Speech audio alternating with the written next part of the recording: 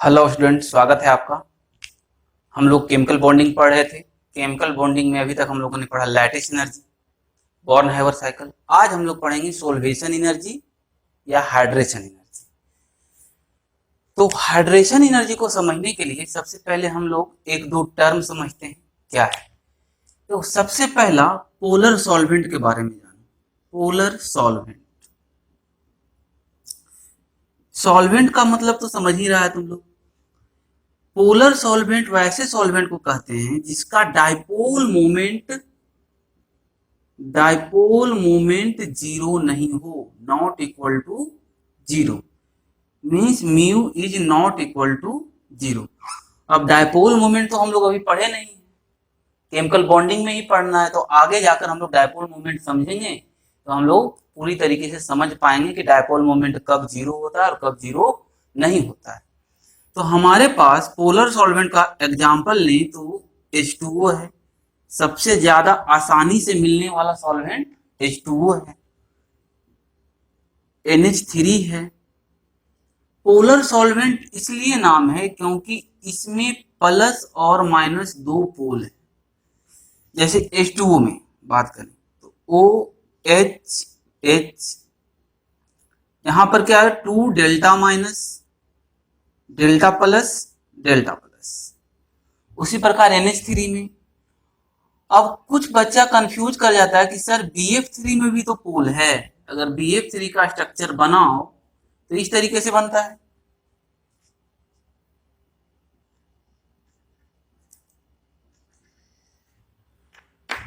तो अगर हम पोल की बात करें तो यहाँ पे delta minus, delta minus, delta minus और 3 डेल्टा प्लस आ जाता है। लेकिन इन सभी का बॉन्ड मूवमेंट, जो कि डायपोल मूवमेंट में हम लोग पढ़ेंगे, डायपोल मूवमेंट बॉन्ड मूवमेंट का वेक्टोरियल एडिशन होता है। इन सभी का बॉन्ड मूवमेंट का अगर हम वेक्टोरियल एडिशन करेंगे तो जीरो हो जाता है। मतलब इसका डायपोल मूवमेंट जीरो हो जाता है, मीन्स इस पे नेट प्लस माइनस पोल डेवलप नहीं हो पाता है। ठीक है, तो समझ गया पोलर सॉल्वेंट क्या होता है। अब आयनिक कंपाउंड की एक प्रॉपर्टी होती है, आयनिक कंपाउंड की,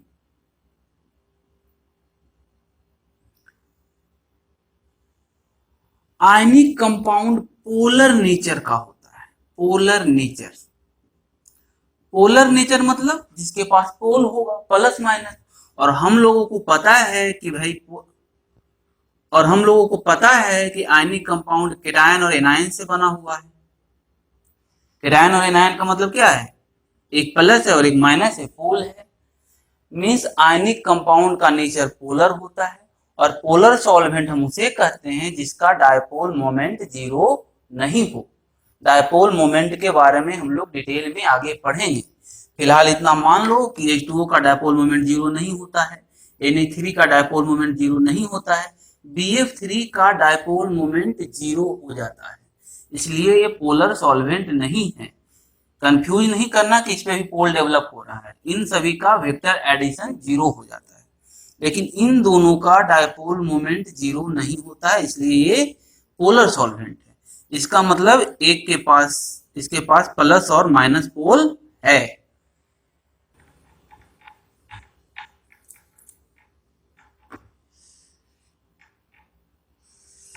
तो हम लोग जान गए पोलर सॉल्वेंट क्या होता है और आयनिक कंपाउंड का नेचर कैसा होता है। अब एक रूल है, लाइक डिजॉल्व लाइक, मतलब पोलर कंपाउंड पोलर सॉल्वेंट में डिजॉल्व होगा और non polar compound non polar solvent में डिजॉल्व होगा। तो हम लोग यहाँ आयनिक कंपाउंड पढ़ रहे हैं। आयनिक कंपाउंड पोलर नेचर का होता है, तो आयनिक कंपाउंड पोलर सॉल्वेंट में डिजॉल्व होता है। बात समझ में आ गई। अब हम लोग शुरू कर रहे हैं हाइड्रेशन एनर्जी, सोल्वेशन एनर्जी। समझो हाइड्रेशन एनर्जी, या इन जनरल टर्म में बात करें तो सोल्वेशन एनर्जी। मान लो ये कोई सॉल्वेंट है, ये पोलर सॉल्वेंट है, पोलर सॉल्वेंट। अभी हमने बात किया पोलर सॉल्वेंट है तो इसके पास प्लस और माइनस पोल होगा। अब इसमें हम कोई आयनिक कंपाउंड को डिसॉल्व कर रहे हैं, आयनिक कंपाउंड को डिसॉल्व कर रहे हैं, आयनिक कंपाउंड, आयनिक कंपाउंड के पास कैटायन है और एनायन है। तो जैसे ही इस आयनिक कंपाउंड को हम पोलर सॉल्वेंट में डालेंगे, पोलर सॉल्वेंट का मॉलिक्यूल कैटायन और एनायन से जाकर चिपकेगा। इस इंट्रैक्शन को हम लोग सोल्वेशन करते हैं। और एक मोल कैटायन और एक मोल एनायन की सॉल्वेशन से जो एनर्जी रिलीज होती है उसे हम लोग सोल्वेशन एनर्जी कहते हैं।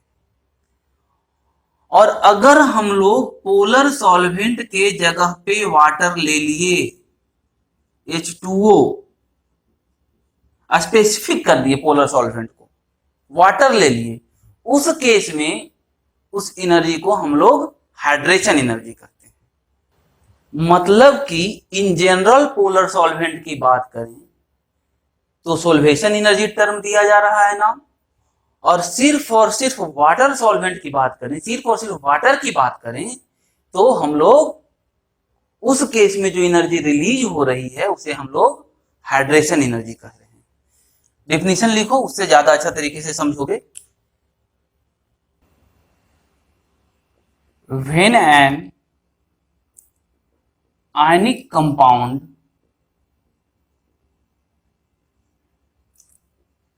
is dissolved in polar solvent, then solvent molecule is interact with cation and anion of compound.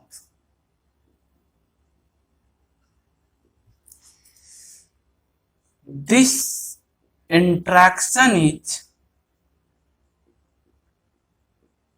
called solvation, and energy released in solvation of 1 mole cation, ध्यान देना यहां पे 1 मोल cation and 1 mole anion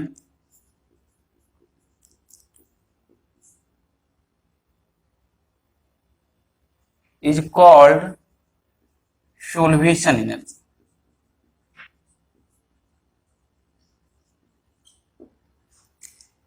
If solvent is water, then this energy is called hydration energy.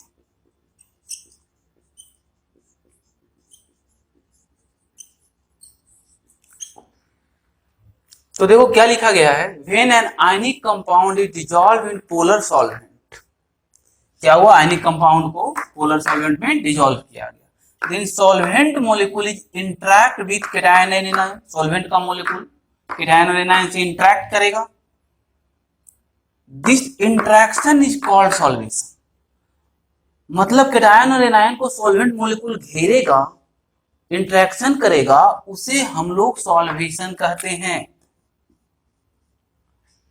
And energy released in solvation of 1 mole cation and 1 mole anion, यहां देखो 1 mole cation and 1 mole anion is called solvation energy, मतलब 1 मोल cation और 1 मोल anion के solution से जो energy release होती है उसे हम लोग सोल्वेशन एनर्जी कहते हैं। और अगर सॉल्वेंट को वाटर कर दिया जाए, स्पेसिफिक कर दिया जाए कि भाई वाटर है सॉल्वेंट, तो उस केस में इस एनर्जी को हम लोग हाइड्रेशन एनर्जी कहते हैं। समझ गए बात को, राइट डाउन करो, उसके बाद ये बना लो, ठीक है।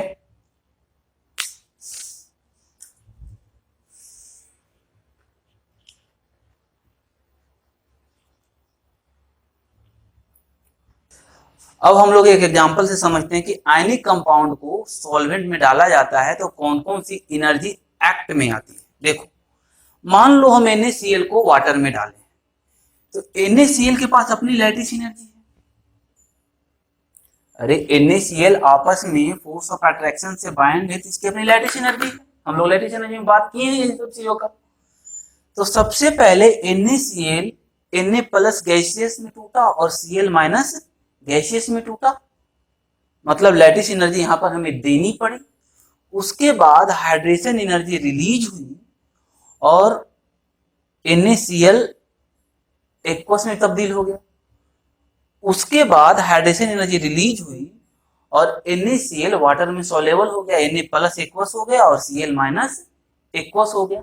लेकिन ऐसा थोड़ी है कि ये प्रोसेस इसी तरीके से चलेगा कि पहले NaCl गैसियस स्टेट में टूटेगा तब जाके वो एक्वस स्टेट में जाएगा। ऐसा नहीं होगा, ये सभी प्रोसेस एक साथ चलेगा। और वो कैसे चलेगा, देखो NaCl को जैसे ही वाटर में डालेंगे, वाटर का अपना पोल है प्लस माइनस, Na प्लस से नेगेटिव पोल चिपकेगा और Cl माइनस से पॉजिटिव पोल चिपकेगा वाटर का, और धीरे धीरे इसके बीच के फोर्स ऑफ अट्रैक्शन को कमजोर करने लगेगा।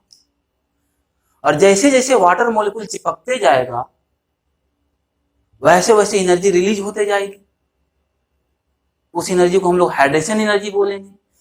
और बीच का फोर्स ऑफ अट्रैक्शन इसका कमजोर होते जाएगा और लास्टली बहुत सारा वाटर मॉलिक्यूल इसमें चिपक जाएगा और NaCl पूरी तरीके से डिसॉल्व हो जाएगा वाटर में, यानी Na प्लस एक्वस बना लेगा और Cl माइनस एक्वस बना लेगा।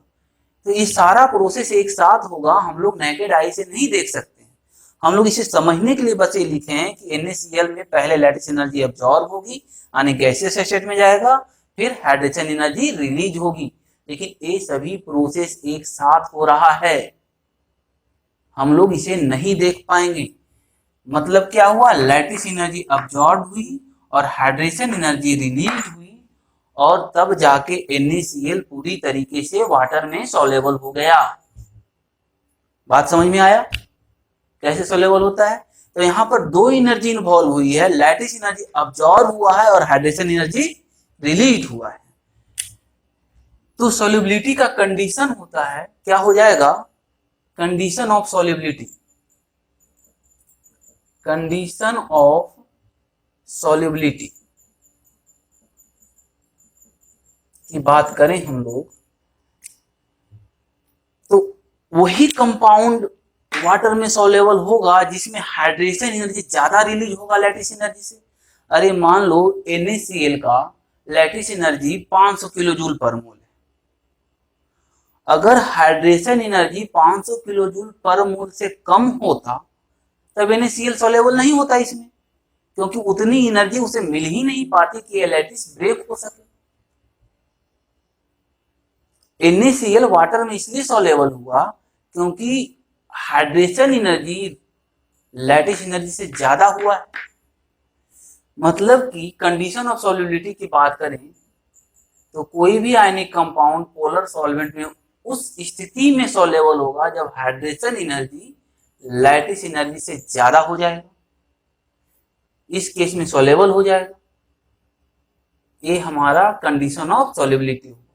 अगर हाइड्रेशन एनर्जी बराबर हो जाए लैटिस एनर्जी से तो इस केस में हम इसे स्पैरिंगली सोलेबल बोल सकते हैं, यानी थोड़ा बहुत सोलेबल होगा। और अगर हाइड्रेशन एनर्जी कम हो जाए लैटिस एनर्जी से, इस केस में हम लोग इसे नॉट सोलेबल कहेंगे। नॉट सोलेबल मतलब किसी आयनिक कंपाउंड को हम वाटर में डाले और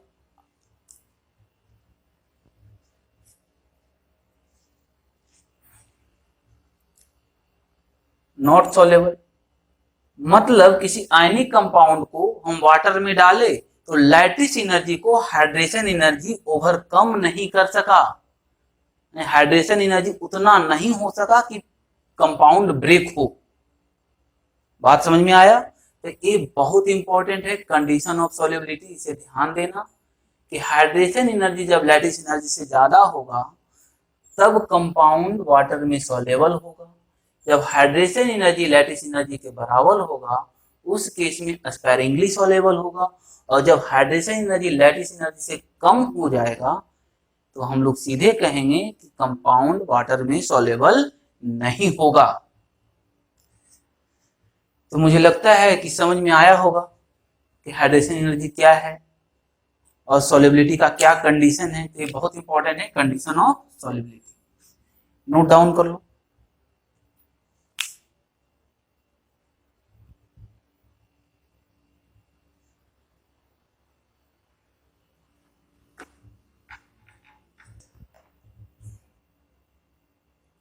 अब अगर एक क्वेश्चन आ जाए कि BaSO4 नहीं रखो, BaSO4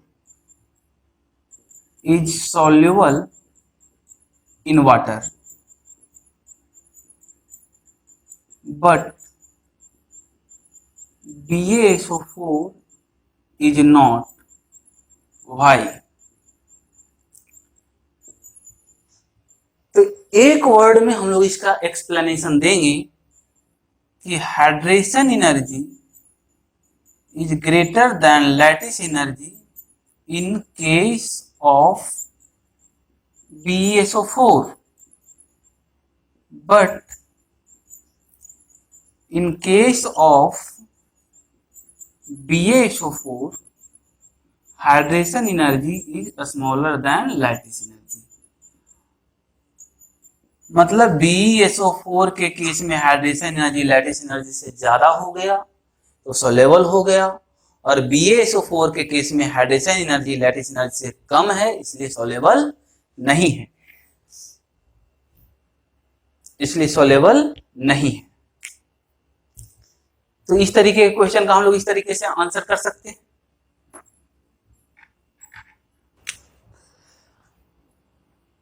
अब एक टर्म आता है dielectric constant. Dielectric constant,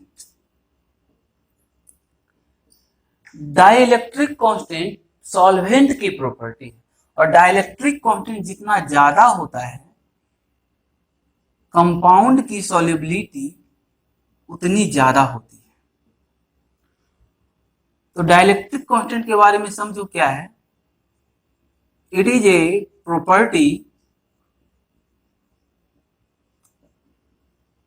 intact with solvent which weaken force of attraction between cation and anion।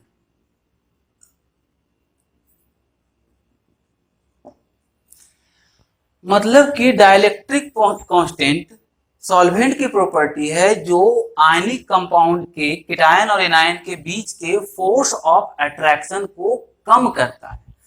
अब कीटायन और एनायन के बीच जितना कम फोर्स ऑफ अट्रैक्शन होगा उतना ज्यादा सॉल्युबल होगा। अरे कीटायन और एनायन के बीच फोर्स ऑफ अट्रैक्शन कम जाएगा तो कम हाइड्रेशन एनर्जी की जरूरत पड़ेगी, सॉल्युबिलिटी बढ़ जाएगा। मतलब डाइइलेक्ट्रिक कांस्टेंट जितना ज्यादा होगा उतनी सॉल्युबिलिटी ज्यादा होगी। अगर एक क्वेश्चन से बात किया जाए कि मान लो ए बी सी और डी चार सॉल्वेंट है, ए का डाइइलेक्ट्रिक कांस्टेंट है तुम्हारा 80, बी का 60, 50 और डी का 40, और पूछा जाए what is order of solubility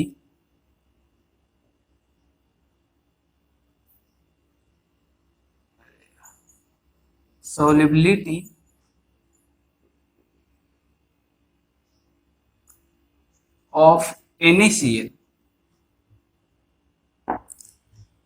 यानी कि इन सभी चारों सॉल्वेंट में अगर NaCl को डुबाया जाए तो किसमें NaCl ज्यादा सोलेबल होगा? तो A का डाइलेक्ट्रिक कांस्टेंट सबसे ज्यादा है, तो A में सबसे ज्यादा सोलेबल होगा, उसके बाद B, उसके बाद C, उसके बाद D। मतलब कि जितना ज्यादा डाइलेक्ट्रिक कांस्टेंट होगा उतना ज्यादा आयनिक कंपाउंड उसमें सोलेबल होगा। डाइलेक्ट्रिक कांस्टेंट का ये काम है। एक क्वेश्चन कभी कभी पूछ देता है कि डाइलेक्ट्रिक कांस्टेंट क्या होता है, तो इस स्टेटमेंट को याद रखना, डायरेक्ट ऑब्जेक्टिव क्वेश्चन में आ सकता है। ठीक है,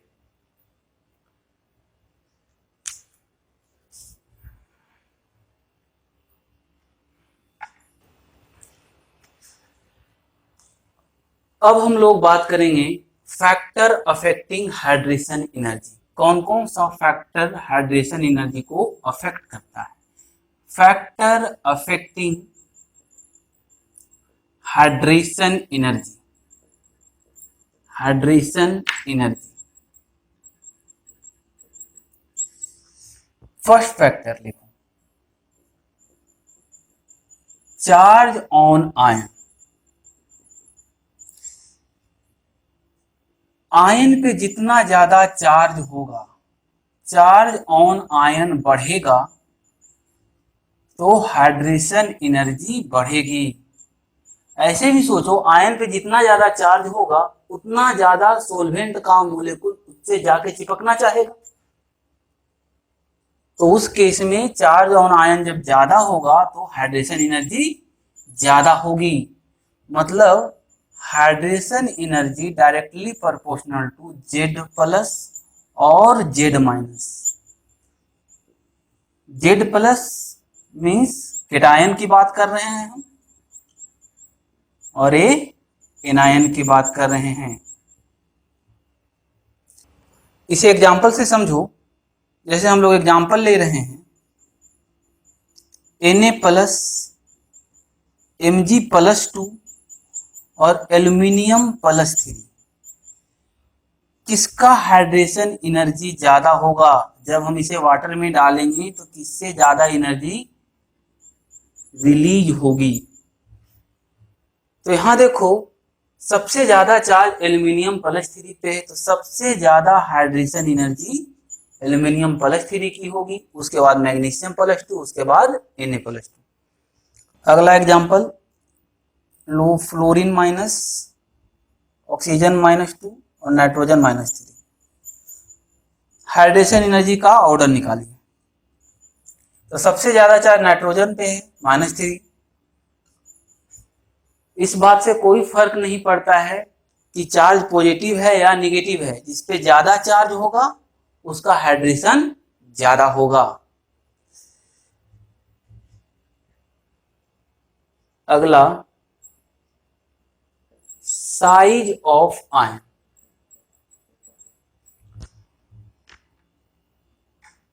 अगर साइज ऑफ आयन बढ़ेगा तो हाइड्रेशन एनर्जी कम होगी। देखो बात को समझो, अगर आयन का साइज बड़ा हो गया इसका मतलब इसकी चार्ज डेंसिटी कम हो जाएगी। चार्ज डेंसिटी कम हो जाएगी इसका मतलब इससे कम वाटर मोलिक्यूल चिपकना चाहेगा। जितना ज्यादा चार्ज डेंसिटी होगा उतना ज्यादा अट्रैक्ट करेगा पोलर सॉल्वेंट के मोलिक्यूल को। अब जितना कम वाटर मोलिक्यूल चिपकेगा उतना कम हाइड्रेशन एनर्जी रिलीज होगी। तो जैसे जैसे आयन का साइज बढ़ेगा वैसे वैसे हाइड्रेशन एनर्जी कम होगी। तो हाइड्रेशन एनर्जी इनवर्सली प्रोपोर्शनल होता है 1/R0, जहां पे 1/R0 बराबर 1/R plus plus 1/R minus है, जहां R प्लस स्टैंड करता है रेडियस ऑफ केटायन के लिए और R माइनस स्टैंड करता है रेडियस ऑफ एनायन के लिए। जैसे एग्जांपल से समझो, lithium plus, sodium plus, potassium plus, rubidium plus और सीजियम प्लस में किसकी हाइड्रेशन एनर्जी ज्यादा होगी? तो हम लोग देख रहे हैं ग्रुप 1 का केटायन है सब। जैसे जैसे हम ऊपर से नीचे जाएंगे वैसे वैसे साइज बढ़ेगा। तो सबसे ज्यादा हाइड्रेशन लिथियम प्लस का होगा, उसके बाद सोडियम प्लस, फिर पोटेशियम प्लस, फिर रुबिडियम प्लस, फिर सीजियम प्लस। ये हाइड्रेशन एनर्जी का ऑर्डर हुआ, तो आयंस का साइज बढ़ेगा तो हाइड्रेशन एनर्जी घटेगी। अगला एग्जांपल लो, fluorine minus, chlorine minus, bromine minus, iodine minus. ये भी सेम ग्रुप का एलिमेंट है। जैसे जैसे हम लोग ऊपर से नीचे जाते हैं आयंस का साइज बढ़ता है।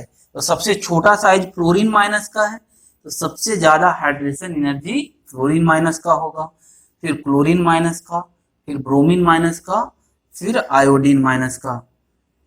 तो इस तरीके से हम लोग ऑर्डर निकालेंगे। हाइड्रेशन एनर्जी दो फैक्टर पे डिपेंड कर रहा है, चार्ज ऑफ आयन और साइज ऑफ आयन पे। अब जरा देखो, एक बात गौर करो, अगर हम इन दोनों को एक्युमुलेट करें, hydration energy charge of ion मतलब hydration energy directly proportional to charge है, और hydration energy inversely proportional to size. तो हम लोग लिख सकते हैं कि hydration energy proportional to charge बटे साइज। चार्ज बटे साइज को हम लोग ऐसे भी लिख सकते हैं, hydration energy directly proportional to charge बटे रेडियस ऑफ आयन। तो चार्ज बटे साइज की बात करें या चार्ज बटे रेडियस ऑफ आयन को हम लोग बोलते हैं आयनिक पोटेंशियल। आयनिक पोटेंशियल। तो अगर हम दोनों को एक साथ बात करें तो कभी कभी ये भी पूछ देता है हाइड्रेशन एनर्जी किस चीज पे डिपेंड करता है, और एक ऑप्शन रहेगा आयनिक पोटेंशियल। तो चार्ज बटे साइज या चार्ज बटे रेडियस ऑफ आयन को हम लोग बोलते हैं आयनिक पोटेंशियल। तो हम लोग ऑप्शन मानेंगे, तो हम लोग ऑप्शन मारेंगे आयनिक पोटेंशियल। या तो फिर चार्ज बटे साइज या चार्ज बटे वॉल्यूम कर लें, तो चार्ज डेंसिटी भी कह सकते हैं हम लोग। तो ये था factor affecting hydration energy.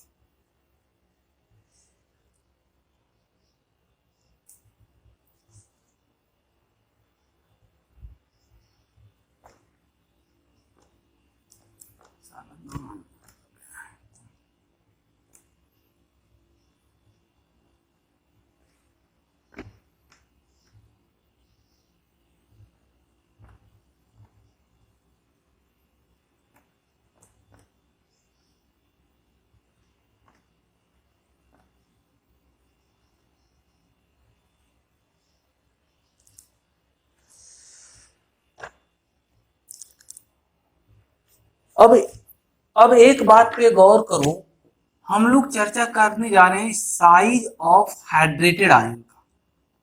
Hydrated ion का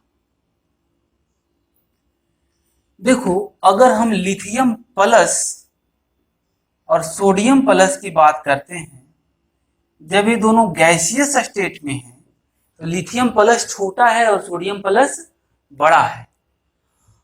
अब चूंकि हमने अभी चर्चा किया कि जिसका साइज छोटा होता है उसका हाइड्रेशन ज्यादा होता है, इसका मतलब है कि लिथियम प्लस से ज्यादा वाटर मॉलिक्यूल चिपकेगा। जब हम इसको वाटर में डाल देंगे तो क्या होगा, इससे बहुत ज्यादा वाटर मॉलिक्यूल चिपकेगा और एक ही लेयर वाटर मॉलिक्यूल नहीं चिपकता है। जब हम इसको वाटर में डालेंगे तो सोडियम प्लस से भी वाटर मॉलिक्यूल चिपकेगा, सोडियम प्लस से भी वाटर मॉलिक्यूल चिपकेगा। लिथियम प्लस का साइज छोटा था इसलिए इसमें ज्यादा लेयर ऑफ वाटर मॉलिक्यूल चिपकेगा। इस बात का ध्यान रखना, इसमें कम से कम 5 से 6 लेयर वाटर मॉलिक्यूल चिपकता है। और जितना ज्यादा वाटर मॉलिक्यूल चिपकते जाएगा, जितना ज्यादा लेयर बढ़ते जाएगा, उतना ज्यादा बड़ा साइज हो जाएगा। सोडियम प्लस में 3 या 4 लेयर चिपकेगा तो लिथियम प्लस में 5-6 लेयर चिपकेगा। इसका मतलब है जब हाइड्रेटेड की बात करेंगे, लिथियम प्लस एक्वस और सोडियम प्लस एक्वस की बात हम करें, तो लिथियम प्लस का साइज बड़ा हो जाएगा, क्योंकि लिथियम प्लस में ज्यादा वाटर मॉलिक्यूल चिपका है, ज्यादा लेयर ऑफ वाटर मॉलिक्यूल चिपका है, इसलिए लिथियम प्लस एक्वस का साइज बड़ा हो जाएगा with respect to sodium plus aqueous. तो इस बात का ध्यान रखना कि गैसियस स्टेट में जिसका साइज छोटा होगा, एक्वस स्टेट में उसका साइज बड़ा होगा। जैसे अगर हम कंपेरिजन करें lithium plus gaseous, sodium plus gaseous और पोटेशियम प्लस गैसियस का साइज का कंपेरिजन कर रहे हैं हम, तो सबसे छोटा साइज लिथियम प्लस का होगा, उसके बाद सोडियम प्लस का होगा। ये साइज का कंपेरिजन है। लेकिन अगर हम कंपेरिजन कर रहे हैं lithium plus aqueous, sodium plus aqueous और पोटेशियम प्लस एक्वस का, इस केस में लिथियम प्लस का साइज गैसियस स्टेट में छोटा था, इसका हाइड्रेशन ज्यादा हुआ, इसके कारण इसमें ज्यादा लेयर ऑफ वाटर मोलिक्यूल चिपका है और इसका साइज बड़ा हो गया है। इस बात का ध्यान देना कि अगर एक्वस में साइज का कंपेरिजन रहे तो गैसियस में जो साइज का कंपेरिजन होगा उसका उल्टा हो जाएगा। जैसे और एग्जांपल लो, जैसे chlorine minus aqueous, chlorine minus aqueous, bromine minus aqueous, किसका साइज बड़ा होगा? सबसे छोटा साइज गैसियस स्टेट में फ्लोरीन माइनस का था, इसका मतलब सबसे ज्यादा इसी का हाइड्रेशन होगा, सबसे ज्यादा वाटर मॉलिक्यूल इससे चिपकेगा, इसका साइज एक्वस स्टेट में सबसे बड़ा हो जाएगा, क्लोरीन माइनस एक्वस स्टेट में सबसे बड़ा हो जाएगा, उसके बाद ब्रोमीन माइनस एक्वस। तो इस बात का ध्यान रखना कि गैसियस आयन अगर गैसियस स्टेट में साइज छोटा है तो हाइड्रेटेड स्टेट में साइज बड़ा होगा। If in gaseous state size is lowest, then in hydrated state size is highest, highest नहीं लार्जेस्ट लिखो यार, लार्जेस्ट। एक कंपेरिजन के केस में इस बातों का ध्यान रखना, अगर तुम्हारा कंपेरिजन एक्वस स्टेट में आए तो गैसियस स्टेट में आयन छोटा होता है, तो हाइड्रेटेड स्टेट में बड़ा होता है। तो बात समझ में आ गई।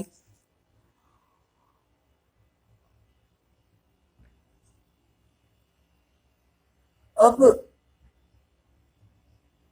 अगर हम मोबिलिटी ऑफ हाइड्रेटेड आयन की बात करें, देखो mobility and conductivity of hydrated ion, mobility और कंडक्टिविटी का मतलब क्या हो? मूव करने का कैपेसिटी और इलेक्ट्रिसिटी को कंडक्ट करने का कैपेसिटी। तो इस बात पे ध्यान दो, मोबिलिटी या कंडक्टिविटी उसका ज्यादा होगा जो कम भारी होगा, जिसका साइज छोटा होगा। और मोबिलिटी और कंडक्टिविटी हाइड्रेटेड आयन की बात कर रहे हैं तो हम लोग लिखेंगे mobility and conductivity inversely proportional to size of hydrated ion। मतलब जितना बड़ा हाइड्रेटेड आयन का साइज होगा उतना कम मोबिलिटी और कंडक्टिविटी होगी। ये भी कंपैरिजन करने के लिए क्वेश्चन में आता है।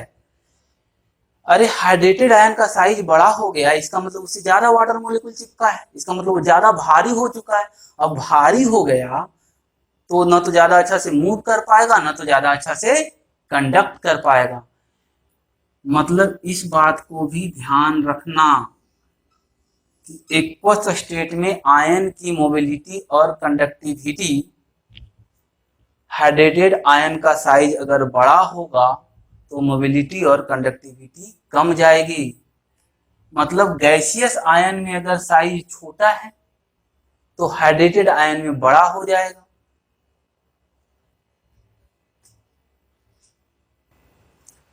तो हम लोग इसको ऐसे भी लिख सकते हैं, साइज ऑफ गैसियस आयन अगर छोटा हुआ तो साइज ऑफ हाइड्रेटेड आयन बड़ा हो जाएगा और मोबिलिटी एंड कंडक्टिविटी घट जाएगी।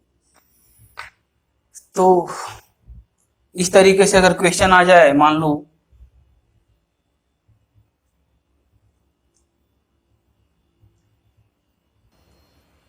लो क्वेश्चन आए बेरिलियम +2, मैग्नीशियम +2, कैल्शियम +2 सब एक्वस में